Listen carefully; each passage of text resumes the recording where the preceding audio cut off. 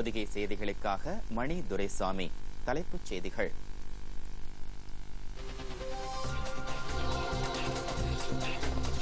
தமிழகத்தில் 38 மக்களவைத் தொகுதிகளில் 71% வாக்குகள் பதிவு.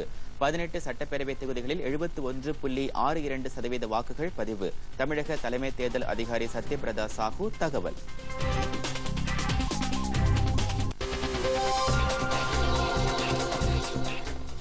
தமிழ்நாட்டில் பதிவான வாக்குகள் 43 மையங்களில் பலத்த பாதுகாப்புடன் வைக்கப்பட்டுள்ளது. 3 அடுக்கு பாதுகாப்புடன் 24 மணி நேரமும் கண்காணிப்பு.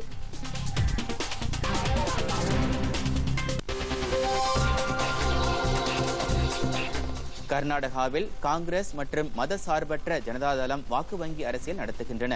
பிரதமர் நரேந்திர மோடி குற்றச்சாட்டு.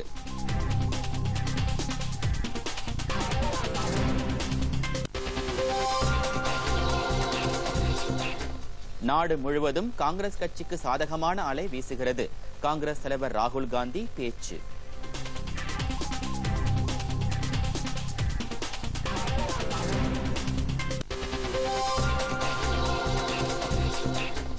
தமிழ்நாட்டில் +2 தேர்வு முடிவுகள் இன்று காலை வெளியிடப்படுகின்றன.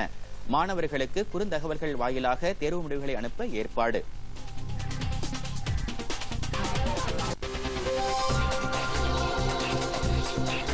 அமெரிக்க அதிபர் தேர்தலில் ரஷ்யாவின் தலையீட்டுக்கான ஆதாரம் இல்லை. அமெரிக்க அரசு ஏற்படுத்திய ராபர்ட் முல்லர் குழு அறிக்கை.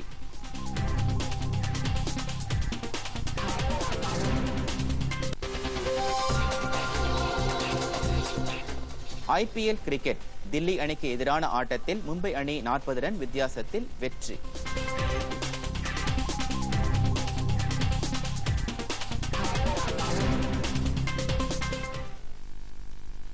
விரிவான செய்திகள். தமிழகத்தில் 38 மக்களவைத் தொகுதிகளில் 70.90% வாக்குகள் பதிவாகியுள்ளன. பெரும்பாலான இடங்களில் அமைதியான முறையில் வாக்குப்பதிவு நடைபெற்றது. ஒரு சில இடங்களில் மட்டும் வாக்குப்பதிவு எந்திர கோளாறு காரணமாக தாமதமாக நடைபெற்று முடிந்தது. மாலை 7:30 மணி நிலவரப்படி மாநிலத்தில் சுமார் 71% வாக்குகள் பதிவானதாகவும், மாலை 6 மணிக்கு பின்னரும் நீண்ட வரிசையில் நின்று சில வாக்குச்சாவடிகளில் வாக்காளர்கள் வாக்களித்ததாகவும் தமிழ்நாடு தலைமை தேர்தல் அதிகாரி சத்யபிரதா சாஹூ கூறினார். சென்னையில் செய்தியாளர்களிடையே பேசிய அவர், அதிகபட்சமாக நாமக்கல் மக்களவைத் தொகுதியில் 79.75%, சிதம்பரம் தொகுதியில் 78.43%, கள்ளக்குறிச்சியில் 76.36% வாக்குகளும் பதிவானதாக தெரிவித்தார். மத்திய சென்னையில் 57.86% வாக்குகள் பதிவானதாக அவர் குறிப்பிட்டார். தென் சென்னையில் 57.43% வாக்குகள் பதிவானதாகவும் அவர் மேலும் தெரிவித்தார். அது நம்ம போலிங் முடிச்ச நேரத்தில் என்ன இன் கீழ் விசாரம் இன் ராணிப்பேட்டு CAPF பர்சன் ஒரு அவுட் ஆஃப் ஒரு நிறைய கிரவுட் பார்த்துட்டு ஒரு ரவுண்ட் ஃபயர் ஓப்பன் ஃபயர் பண்ணியிருந்தாங்க. பட் யாருக்குமே ஒன்றுமே பிரச்சனை இல்லை, மக்களுக்கும் ஒரு இன்ஜுரிஸ் யாருமே இல்லை. மற்றபடி எல்லாமே பீஸ்ஃபுல் முறையில் கம்ப்ளீட் பண்ணியிருக்கோம். 18 தொகுதிகளில் நடைபெற்ற சட்டமன்ற இடைத்தேர்தலில் சுமார் 71.62% வாக்குகள் பதிவானதாக அவர் கூறினார். அதிகபட்சமாக அரூர் சட்டமன்ற தொகுதியில் 86.96% வாக்குகளும், குறைந்தபட்சமாக சாத்தூரில் 60.87% வாக்குகளும் பதிவானதாக அவர் தெரிவித்தார். தமிழகத்தில் நடந்து முடிந்த மக்களவை மற்றும் சட்டப்பேரவை இடைத்தேர்தலில் ஒரு சில இடங்களில் மின்னணு வாக்குப்பதிவு எந்திரம் மற்றும் VVPAT எந்திரம் பழுதாகி உடனடியாக சரி செய்யப்பட்டு வாக்குப்பதிவு தங்கு தடையின்றி நடைபெற்றதாக அவர் தெரிவித்தார்.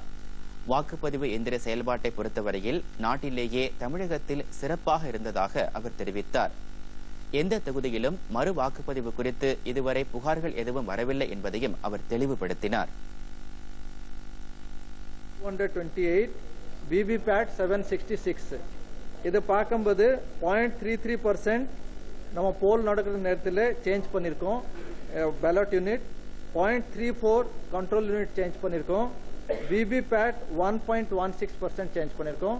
இதெல்லாம் பார்க்கும்போது இந்தியா அளவுலேயும் இது ஒரு நல்ல இது EVM அது பர்ஃபார்மன்ஸ் ரொம்ப நல்லா இருக்கு சொல்லி நம்ம சொல்லலாம். தமிழ்நாட்டில் மக்களவைத் தேர்தல் மிகவும் அமைதியாக நடைபெற்றதாக தேர்தல் சிறப்பு பிரிவு காவல்துறை தலைவர் அசுதோஷ் சுக்லா கூறியுள்ளார். இதுகுறித்து நேற்றிரவு அவர் வெளியிட்டுள்ள அறிக்கையில் தமிழ்நாட்டில் வேலூர் நீங்கலாக 38 மக்களவை தொகுதிகளிலும் 18 சட்டப்பேரவை தொகுதிகளிலும் வாக்குப்பதிவு அமைதியாகவும் சுதந்திரமாகவும் நடைபெற்றது என்று தெரிவித்துள்ளார்.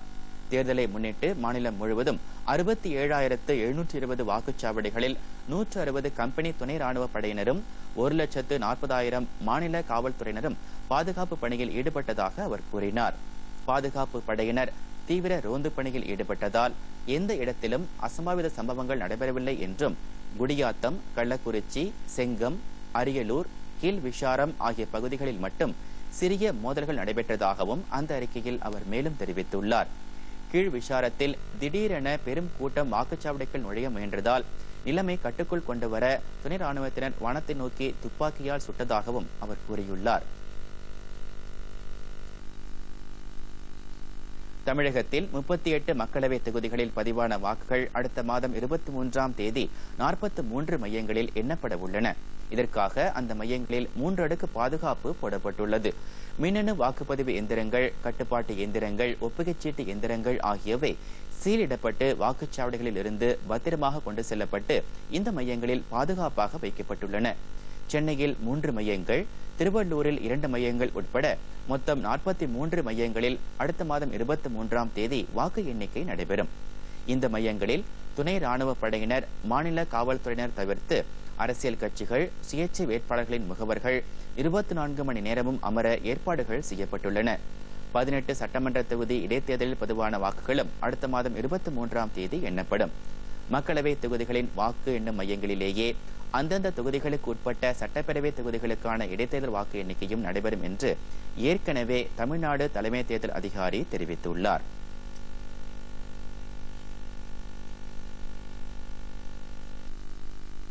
மேற்கு வங்கத்தில் மக்களவை தேர்தல் 7 கட்டங்களாக நடைபெறுகிறது.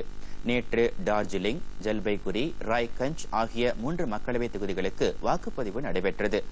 அம்மாநிலத்தின் வடக்கு பகுதியில் உள்ள இந்த 3 மக்களவை தொகுதிகளில் பல இடங்களில் வன்முறை நிகழ்ந்ததாக செய்திகள் தெரிவிக்கின்றன. சில இடங்களில் மின்னணு வாக்குப்பதிவு இயந்திரங்கள் சேதப்படுத்தப்பட்டன. செய்தி சேகரிக்க முயன்ற செய்தியாளர்கள் மீது தாக்குதல்கள் நடத்தப்பட்டன. இருப்பினும் இம்மாநிலத்தில் தேர்தல் அமைதியாக நடைபெற்றதாக தேர்தல் ஆணையம் தெரிவித்துள்ளது. சில இடங்களில் வன்முறை தடுக்கப்பட்டதாக தேர்தல் சிறப்பு காவல்துறை பார்வையாளர் விவேக் துபே கூறினார். சோப்ரா பகுதியில் வாக்குச்சாவடியை குறிவைத்து மர்ம நபர்கள் வெடிகுண்டுகளை வீசினர். ராய்கஞ்ச் மக்களவை தொகுதியில் தற்போதைய மக்களவை உறுப்பினரும் மார்க்சிஸ்ட் கம்யூனிஸ்ட் கட்சியின் மூத்த தலைவர்களில் ஒருவருமான முகமது சலீம் கார் மீது மர்ம நபர்கள் தாக்குதல் நடத்தினர். இதனிடையே நேற்று தமிழ்நாடு தவிர உத்தரப்பிரதேசம், பீகார், மகாராஷ்டிரா உள்ளிட்ட 10 மாநிலங்கள், புதுச்சேரி யூனியன் பிரதேசம் ஆகியவற்றில் விறுவிறுப்பான வாக்குப்பதிவு நடைபெற்றது. மொத்தம் 67.84% வாக்குகள் பதிவானதாக செய்திகள் தெரிவிக்கின்றன. புதுச்சேரி மக்களவை தொகுதிக்கு நடைபெற்ற தேர்தலில் 81.16% வாக்குகள் பதிவாகியுள்ளன. தட்டாஞ்சாவடி சட்டப்பேரவை தொகுதி இடைத்தேர்தலில் 77.66% வாக்குகள் பதிவானதாக அம்மாநில தேர்தல் அதிகாரி தெரிவித்துள்ளார்.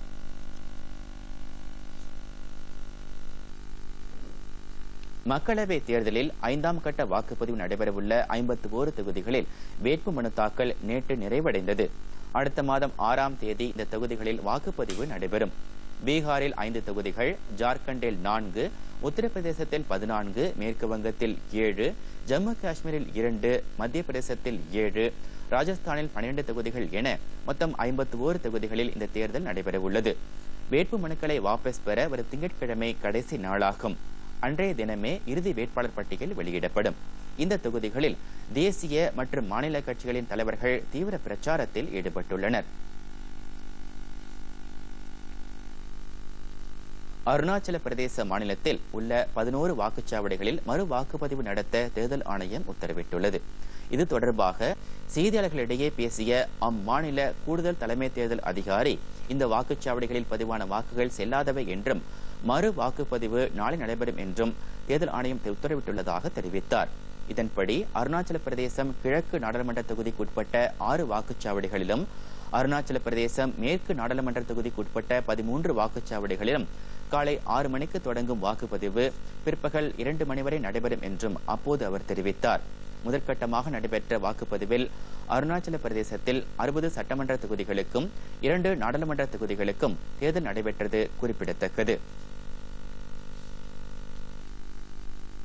பாகிஸ்தானில் தீவிரவாத குழுக்களுக்கு எதிராக அரசு மேற்கொண்ட நடவடிக்கைகளை விமர்சித்து காங்கிரஸ் மற்றும் ஜனதாதளம் கட்சியினர் வாக்கு வங்கி அரசியல் நடத்தி வருவதாக பிரதமர் நரேந்திர மோடி குற்றம் சாட்டியுள்ளார். கர்நாடக மாநிலம் சிக்கோட்டில் தேர்தல் பிரச்சாரம் மேற்கொண்ட அவர் மத்தியில் கடந்த 5 ஆண்டு காலம் ஆட்சி செய்து வரும் பிஜேபி கூட்டணி அரசு வலுவாக இருப்பதாகவும், ஆனால் கர்நாடகாவில் உள்ள காங்கிரஸ் மதசார்பற்ற ஜனதாதள கூட்டணி அரசு வலுவிழந்து காணப்படுவதாகவும் கூறினார். கர்நாடகாவில் இந்த இரு கட்சிகளும் நடத்தி வரும் நாடகங்களை பொதுமக்கள் எண்ணி பார்க்க வேண்டும் என்றும் அவர் கேட்டுக்கொண்டார். பின்னர் பாகல்கோட்டில் நடைபெற்ற பிரச்சார கூட்டத்தில் பேசிய பிரதமர் கர்நாடகாவில் வலுவற்ற முதலமைச்சர் ஆட்சி செய்து வருவதாக கூறினார்.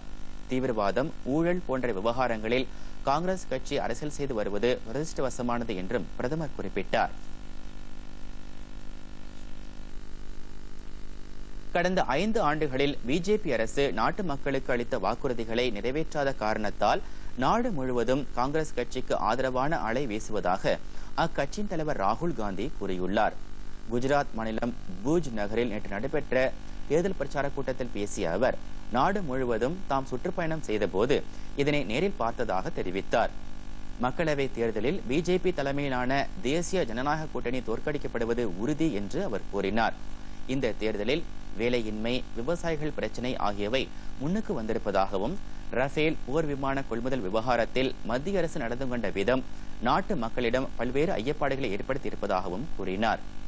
காங்கிரஸ் அறிவித்துள்ள ஏழை எளிய குடும்பங்களுக்கு மாதம் 6000 ரூபாய் உதவித்தொகை வழங்கும் திட்டம் மக்களிடம் மிகுந்த வரவேற்பை பெற்றிருப்பதாகவும் ராகுல் காந்தி கூறினார். மத்தியில் 55 காலம் காங்கிரஸ் ஆட்சியில் இருந்தபோது வறுமையை ஒழிக்க நடவடிக்கை எடுக்காதது ஏன் என்று பிஜேபி தலைவர் அமித் ஷா கேள்வி எழுப்பியுள்ளார். மகாராஷ்டிரா மாநிலம் ஜல்னாவில் நேற்று நடைபெற்ற தேர்தல் பிரச்சார கூட்டத்தில் உரையாற்றிய அவர் தற்போது ராகுல் காந்தி கல்வி, வறுமை ஒழிப்பு, வேலையின்மை குறித்து அதிகமாக பேசி வருவதாகவும், ஆனால் காங்கிரஸ் ஆட்சி செய்தபோது வறுமையை ஒழிக்கவும் வேலையின்மையை குறைக்கவும் எடுத்த நடவடிக்கை என்ன என்று அவர் கேள்வி எழுப்பினார். பிரதமர் நரேந்திர மோடி தலைமையிலான அரசில் மக்களும் நாடும் பாதுகாப்பாக இருப்பதாகவும் அவர் குறிப்பிட்டார். பாகிஸ்தான் இந்தியாவின் மீது தாக்குதல் நடத்தினால் உரிய பதிலடி தரப்படும் என்றும் அவர் கூறினார். தேசிய குடிமக்கள் பதிவேடு குறித்து யாரும் அச்சம் கொள்ள தேவையில்லை என்றும், காஷ்மீர் முதல் கன்னியாகுமரி வரை உள்ள மாநிலங்களில் சட்டவிரோதமாக குடியேறியவர்கள் மட்டுமே இதனால் பாதிக்கப்படுவார்கள் என்றும் அவர் கூறினார். தில்லியில் ஆம் ஆத்மி கட்சியுடன் காங்கிரஸ் நடத்திய பேச்சுவார்த்தை தோல்வியில் முடிவடைந்தது. இதையடுத்து 7 தொகுதிகளிலும் காங்கிரஸ் தனித்து போட்டியிட முடிவு செய்திருப்பதாக அக்கட்சியின் தில்லி மாநில பொறுப்பாளர் PC சாக்கோ கூறியுள்ளார். ஆம் ஆத்மி கட்சிக்கு காங்கிரஸ் 3 தொகுதிகளை வழங்க முன்வந்ததாகவும், ஆனால் அவர்கள் 4 தொகுதிகளை கேட்பதால் பேச்சுவார்த்தை தோல்வியடைந்ததாக அவர் குறிப்பிட்டார். முன்னதாக தில்லியில் காங்கிரஸ் கட்சியுடன் கூட்டணி அமைத்து போட்டியிட ஆம் ஆத்மி கட்சி மீண்டும் விருப்பம் தெரிவித்திருந்தது. தில்லி மட்டுமல்ல, ஹரியானா மாநிலத்திற்கும் சேர்த்து கூட்டணி பேச்சுவார்த்தை நடத்தினால் மட்டுமே காங்கிரஸ் கட்சியுடன் கூட்டணி அமைக்க முடியும் என்று ஆம் ஆத்மி ஒருங்கிணைப்பாளர் அரவிந்த் கெஜ்ரிவால் கூறியுள்ளார். காங்கிரஸ் ஆட்சிக்கு வந்தால் தில்லி மாநிலத்திற்கு முழு மாநில அந்தஸ்து வழங்க வேண்டும் என்றும் அவர் குறிப்பிட்டிருந்தார். காங்கிரஸ் கட்சி 55 ஆண்டுகளில் மத்தியில் செய்யாத சாதனைகளை பிரதமர் நரேந்திர மோடி தலைமையிலான பிஜேபி அரசு கடந்த 5 ஆண்டுகளில் செய்திருப்பதாக பிஜேபி தேசிய பொதுச் செயலாளர் ராம் மாதவ் கூறியுள்ளார். தில்லியில் நேற்று நடைபெற்ற நிகழ்ச்சி ஒன்றில் பேசிய அவர் நாடு முழுவதும் முதல் முறையாக 1,20,00,000 இளம் வாக்காளர்கள் வாக்களிக்க இருப்பதாகவும், அவர்களால் மாற்றத்தை உருவாக்க முடியும் என்றும் அவர் குறிப்பிட்டார். தங்களது வாக்குகளால் இளைஞர்கள் புதிய இந்தியாவை உருவாக்கும் திறனை பெற்றுள்ளனர் என்றும் அவர் தெரிவித்தார். உலகத்திலேயே அதிக இளைஞர்கள் உள்ள நாடு இந்தியா என்றும் அவர் பெருமிதத்துடன் குறிப்பிட்டார். மேற்கு வங்க மாநில முதலமைச்சரும் திரிணாமுல் காங்கிரஸ் தலைவருமான மம்தா பானர்ஜியின் வாழ்க்கை வரலாறு குறித்த திரைப்படம் குறித்து மேற்கு வங்க மாநில தலைமை தேர்தல் அதிகாரியிடமிருந்து தேர்தல் ஆணையம் அறிக்கை கேட்டுள்ளது. பகினி என்று பெயரிடப்பட்டுள்ள இந்த திரைப்படம் அடுத்த மாதம் 3ஆம் தேதி வெளியிடப்பட உள்ளது. இந்த படத்திற்கு தடை விதிக்க வேண்டும் என்று பிஜேபி சார்பில் தேர்தல் ஆணையத்தில் முறையிடப்பட்டுள்ளது. மேலும் அந்த திரைப்படத்தை தேர்தல் ஆணைய அதிகாரிகள் பார்வையிட்டு சர்ச்சைக்குரிய கருத்துக்கள் இருந்தால் அவற்றை நீக்க உத்தரவிட வேண்டும் என்றும் அக்கட்சி கூறியிருந்தது. பாகிஸ்தான் எல்லைப் பகுதியில் பாலகோட்டில் இந்திய விமானப்படையினர் கடந்த பிப்ரவரி மாதம் நடத்திய தாக்குதலில் பாகிஸ்தான் வீரர்கள் பொதுமக்கள் யாரும் உயிரிழக்கவில்லை என வெளியுறவு அமைச்சர் சுஷ்மா ஸ்வராஜ் தெரிவித்துள்ளார். அகமதாபாத்தில் பிஜேபி மகளிர் உறுப்பினர்களிடையே பேசிய அவர் 2014ஆம் ஆண்டை போல் இந்த தேர்தலிலும் பிஜேபி கூட்டணி அறுதி பெரும்பான்மையுடன் ஆட்சி அமைக்கும் என்று குறிப்பிட்டார். கூட்டணி கட்சிக்கு தலைமை வகித்தாலேயே முன்னாள் பிரதமர் அடல் பிகாரி வாஜ்பாயினால் அவர் நினைத்த அனைத்து திட்டங்களையும் செயல்படுத்த முடியவில்லை என்று அவர் தெரிவித்தார். புல்வாமா தாக்குதலுக்கு பதிலடி தரும் வகையில் நடத்தப்பட்ட பாலகோட் தாக்குதல் குறித்து சர்வதேச நாடுகளிடம் தெளிவுபடுத்தியதாக அவர் கூறினார். தீவிரவாதத்திலிருந்து இந்தியாவை தற்காத்துக் கொள்வதற்காகவே இந்த தாக்குதல் நடத்தப்பட்டதாக கூறிய அவர் இதில் பாகிஸ்தான் வீரர்களோ பொதுமக்களோ யாரும் உயிரிழக்கவில்லை என்று தெரிவித்தார். ஜெய்ஷ் இ முகமது தீவிரவாத இயக்கத்தினர் மீது மட்டுமே தாக்குதல் நடத்தப்பட்டதாக சுஷ்மா ஸ்வராஜ் தெளிவுபடுத்தினார். வழக்குகளில் வழங்கப்படும் தீர்ப்புகளை அரசியல் ஆதாயத்திற்காக தவறாக திரித்து கூறும் வேட்பாளர்கள் மீது குற்ற நடவடிக்கை எடுக்க கோரும் மனுக்கள் குறித்து அறிக்கை தாக்கல் செய்யுமாறு தேர்தல் ஆணையத்திற்கு உச்சநீதிமன்றம் உத்தரவிட்டுள்ளது. இது தொடர்பான மனுக்களை விசாரித்த உச்சநீதிமன்றம் தேர்தல் பிரச்சாரத்தில் அரசியல் ஆதாயத்திற்காக வழக்குகளில் வழங்கப்பட்ட தீர்ப்புகளை தவறாக திரித்து கூறினால் அவற்றை மக்கள் பிரதிநிதித்துவ சட்டத்தின் கீழ் ஊழல் நடவடிக்கையாக கருதுவது குறித்து விளக்கம் அளிக்குமாறு தேர்தல் ஆணையத்திற்கு உத்தரவிடப்பட்டுள்ளது.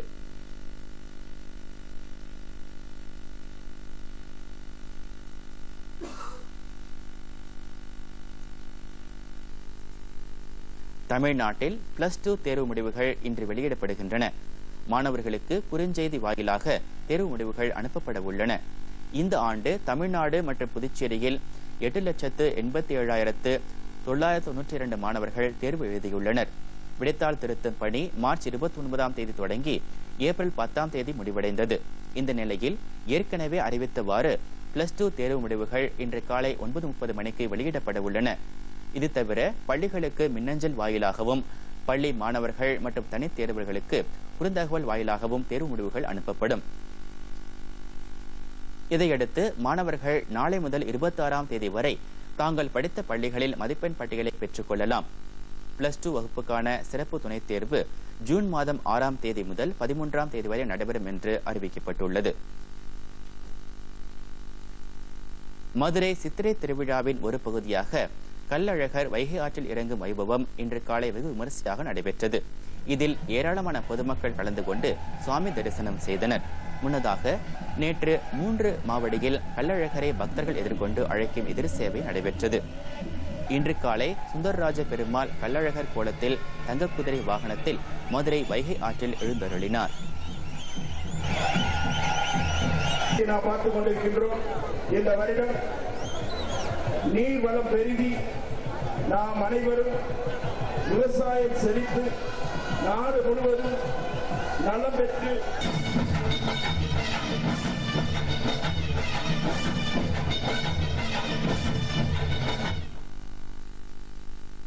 அடுத்ததாக சில முக்கிய செய்திகளை விரைவுச் செய்திகளாக பார்க்கலாம்.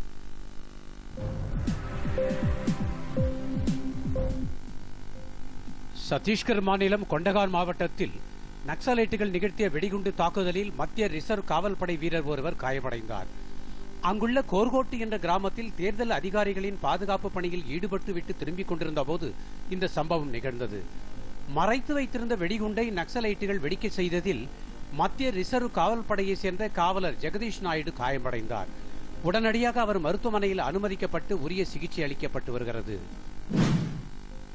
மக்களவைத் தேர்தலில் மேற்கு டில்லி தொகுதியில் போட்டியிடும் ஆம் ஆத்மி வேட்பாளர் பல்பீர் சிங் ஜக்காரின் வேட்புமனுவில் உரிய விவரங்கள் தெரிவிக்கப்படாததால் அவருக்கு அம்மாவட்ட தேர்தல் அதிகாரி நோட்டீஸ் அனுப்பியுள்ளார். பல்பீர் சிங் தனது வேட்புமனுவுடன் கூடிய பிரமாண பத்திரத்தில் தமக்கு சொந்தமாக 3.28 கோடி ரூபாய் மதிப்பிலான சொத்து இருப்பதாக குறிப்பிட்டிருப்பதாகவும், ஆனால் தனது வருமான வரி பாக்கி தொடர்பான விவரங்களை தெரிவிக்கவில்லை என்றும் தேர்தல் அதிகாரிகள் தெரிவித்துள்ளனர். இதனால் அவருக்கு நோட்டீஸ் அனுப்பப்பட்டுள்ளது. இருப்பினும் முழு விவரங்களுடன் ஏப்ரல் 22ஆம் தேதி புதிய பிரமாண பத்திரத்தை தாக்கல் செய்ய இருப்பதாக பல்பீர் சிங் தெரிவித்துள்ளார். கடும் பொருளாதார நெருக்கடியால் தனது விமான சேவை அனைத்தையும் ஜெட் ஏர்வேஸ் நிறுவனம் நிறுத்திக் கொண்டு விட்டதால் காலியாக உள்ள 440 விமான சேவைகள் மற்ற ஏர்லைன்ஸ் நிறுவனங்களுக்கு ஒதுக்கப்பட்டுள்ளது. புதுடில்லியில் நேற்று செய்தியாளரிடம் பேசிய சிவில் விமான போக்குவரத்து துறை செயலாளர் பிரதீப் சிங் கரோலா, முன்பதிவு செய்துள்ள பயணிகளின் விவரங்களையும் அவர்களுக்கு விமான கட்டணத்தை திருப்பி வழங்குவது தொடர்பான விவரங்களை ஜெட் ஏர்வேஸ் நிறுவனம் அடுத்த வாரம் தாக்கல் செய்யும் என்று நம்புவதாக தெரிவித்தார். தூத்துக்குடியில் திமுக வேட்பாளர் கனிமொழி தங்கியிருந்த இடத்தில் சோதனை எதுவும் நடத்தப்படவில்லை என்றும் விசாரணை மட்டுமே நடத்தப்பட்டது என்றும் தேர்தல் ஆணையம் விளக்கம் அளித்துள்ளது. கனிமொழியின் இருப்பிடத்தில் வருமான வரித்துறையினர் நடத்திய சோதனை குறித்து சிறப்பு செலவின பார்வையாளர் மது மகாஜனிடம் தேர்தல் ஆணையம் விளக்கம் கேட்டிருந்தது. இந்நிலையில் புதுடெல்லியில் நேற்று செய்தியாளர்களிடம் பேசிய தேர்தல் ஆணையத்தின் செலவின விவகாரங்களுக்கான இயக்குநர் ஜெனரல் திலீப் சர்மா வருமான வரித்துறையினர் சோதனை எதுவும் நடத்தவில்லை என்றும் வெறும் விசாரணை மட்டுமே நடத்தப்பட்டதாகவும் தெரிவித்தார். சொராஃபுதீன் ஷேக் போலி என்கவுண்டர் வழக்கில் 22 பேர் விடுதலை செய்யப்பட்டிருந்ததை எதிர்த்து மும்பை உயர்நீதிமன்றத்தில் மேல்முறையீட்டு மனு தாக்கல் செய்யப்பட்டிருந்தது. 2006ஆம் ஆண்டு சொராஃபுதீன் ஷேக், அவரது மனைவி கௌசர் பி மற்றும் அவர்களது உதவியாளர் துல்சி பிரஜாபதி ஆகிய 3 பேர் குஜராத் மற்றும் ராஜஸ்தான் போலீசாரால் போலி என்கவுண்டர் செய்யப்பட்டதாக வழக்கு தொடரப்பட்டது. ஆனால் குற்றச்சாட்டு நிரூபிக்கப்படாததால் காவல்துறையினர் உட்பட 22 பேர் இந்த வழக்கில் இருந்து கடந்த டிசம்பர் மாதம் விடுதலை செய்யப்பட்டனர். இந்நிலையில் சொராஃபுதீனின் சகோதரர் ரூபாஃபுதீன் மும்பை உயர்நீதிமன்றத்தில் மேல்முறையீடு மனு தாக்கல் செய்துள்ளார். கிறிஸ்தவர்களின் புனித வெள்ளி பண்டிகை இன்று கொண்டாடப்படவிருக்கும் நிலையில் நேற்று நாகை மாவட்டம் வேளாங்கண்ணி தேவாலயத்தில் புனித வியாழனை ஒட்டி சிறப்பு திருப்பலி நடைபெற்றது. புனித வியாழனை ஒட்டி இயேசு கிறிஸ்துவின் புனிதத்தின்படி பைபிளின் முக்கிய நிகழ்வான திருபாஸ்கா நடைபெற்றது. இயேசுபிரான் தனது சீடர்களுக்கு கடைசியாக அளித்த உணவு விருந்து திருபாஸ்கா என்றழைக்கப்படுகிறது. சிலுவையில் அர்ப்பணம் செய்வதற்கு முன்பாக நடந்த இந்த நிகழ்வை கிறிஸ்தவர்கள் புனித வியாழனாக அனுசரிக்கின்றனர். இந்த சிறப்பு திருப்பலியில் தமிழகம் மற்றும் வெளிநாடுகளிலிருந்து வந்திருந்த ஏராளமானோர் பங்கேற்றனர்.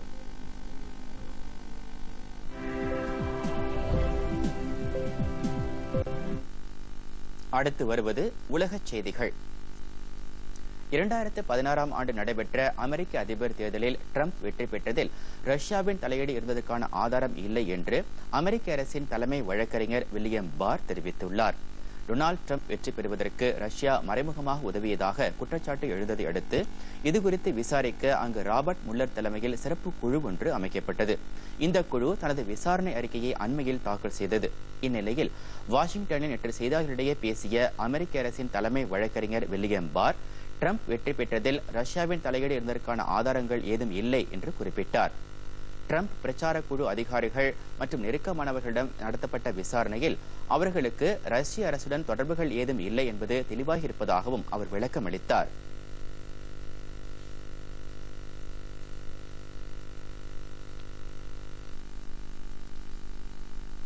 ஐபிஎல் கிரிக்கெட் போட்டித் தொடரில் கொல்கத்தாவில் இன்றிரவு 8 மணிக்கு நடைபெறும் ஆட்டத்தில் கொல்கத்தா நைட் ரைடர்ஸ் அணியும் பெங்களூரு ராயல் சேலஞ்சர்ஸ் அணியும் மோதுகின்றன.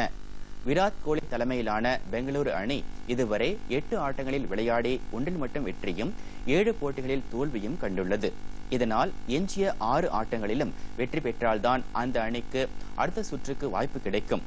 இதனிடையே தில்லியில் ஃபெரோஷா கோட்லா மைதானத்தில் நேற்று நடைபெற்ற ஆட்டத்தில் மும்பை அணி தில்லி அணியை 40 ரன் வித்தியாசத்தில் வீழ்த்தியது.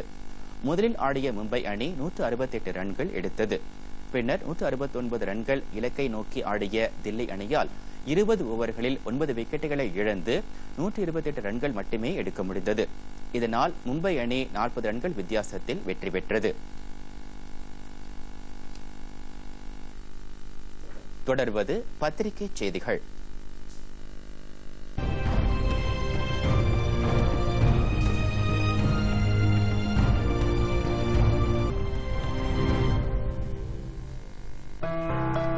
மாண்ட் கார்லோ டென்னிஸ் போட்டியின் காலிறுதிக்கு ரஃபேல் நடல் தகுதி. தினத்தந்தி.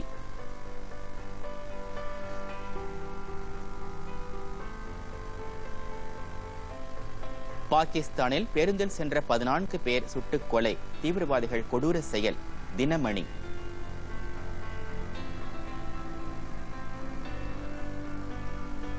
மேற்கு வங்கத்தில் திரிணாமுல் காங்கிரஸ் கட்சிக்கு ஆதரவாக பிரச்சாரம் செய்த வங்கதேச நடிகர் காசி அப்துல் நூர் இந்தியாவிலிருந்து வெளியேற உத்தரவு. தினமலர்.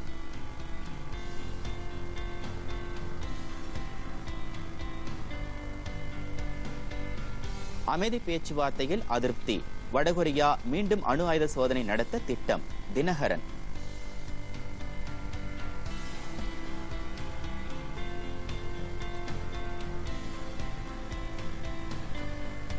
ஹிமாச்சல பிரதேசத்தில் தயாரிக்கப்படும் காலாஜீரா, வயநாடு ரோபாஸ்டா காபி உள்ளிட்ட 14 பொருட்களுக்கு புவிசார் குறியீடு வழங்கப்பட்டுள்ளது. இந்து தமிழ் திசை.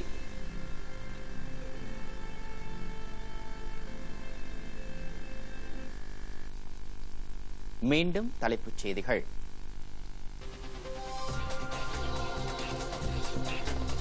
தமிழகத்தில் 38 மக்களவைத் தொகுதிகளில் 71% வாக்குகள் பதிவு.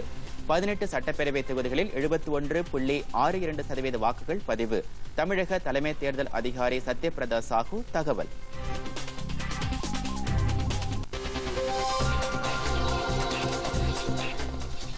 தமிழ்நாட்டில் பதிவான வாக்குகள் 43 மையங்களில் பலத்த பாதுகாப்புடன் வைக்கப்பட்டுள்ளன. 3 அடுக்கு பாதுகாப்புடன் 24 மணி நேரமும் கண்காணிப்பு.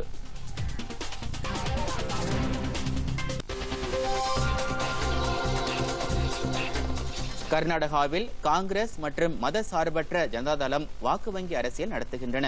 பிரதமர் நரேந்திர மோடி குற்றச்சாட்டு.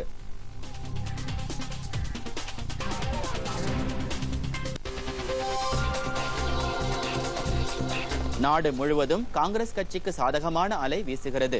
காங்கிரஸ் தலைவர் ராகுல் காந்தி பேச்சு.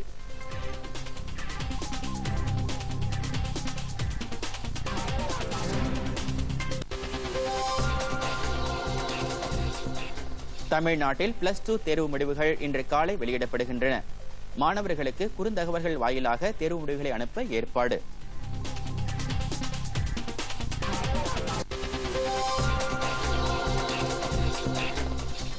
அமெரிக்க அதிபர் தேர்தலில் ரஷ்யாவின் தலையீட்டுக்கான ஆதாரம் இல்லை. அமெரிக்க அரசு ஏற்படுத்திய ராபர்ட் முல்லர் குழு அறிக்கை.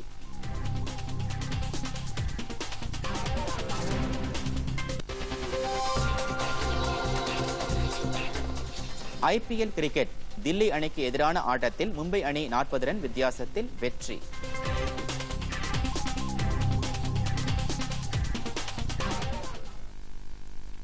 பொதிகை செய்திகளை யூடியூபில் தமிழ் நியூஸ் தூர்தர்ஷன் என்ற சேனலிலும், ட்விட்டரில் தமிழ் நியூஸ் தூர்தர்ஷன் @DDNews சென்னை என்ற பக்கத்திலும் காணலாம்.